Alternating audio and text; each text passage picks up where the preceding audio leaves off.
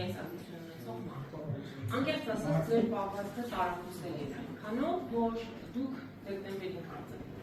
քաղաքացիական պայմանների կուսակցությունը ընդունել եք վարչականոն։ Հարգել ընդդիմադիրի խոսքը, հարգել ձեզ ձեր կարծիքը չկիսող մարդկանց խոսքը։ Երեկոյանից ասել սա է, երեք Նիկոլ Փաշինյանն ասում, եթե մենք չընտրենք վերաբերողները պաշտպանական գործազուրկ կդառնան,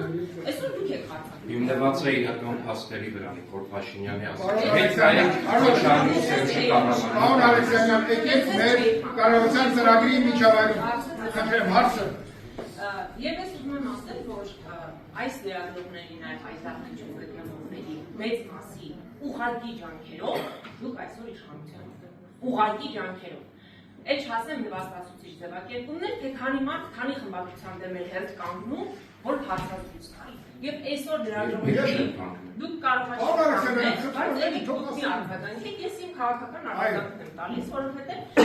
լրագրողներին թիրախավորել այս աստիճան ալտերություն գեներացնել 4-րդ իշխանության ընթացքում։ Հիմա հարցը նախարար։ Եկեք դուք պարոն Քոչանից մի խմբագրեք, ես քաղաքական գործիչ եմ, ես Ես պետք է նիստը բարեմ, նիստի օրակարգի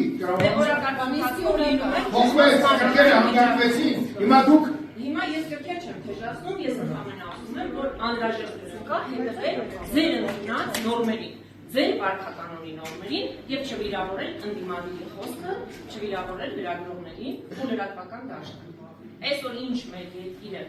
կա եւ գործում է եւ բոլոր հնարավոր, այսպես ասեմ, թափուն բաների հայտ են գալիս լրագրողների շնորհիվ բան, ընդ որում 24 ժամի աշխատանքի մի թիրախավորի ձեզ մարդկանց։ Իմ ասածը էս է։ Իսկ հիմա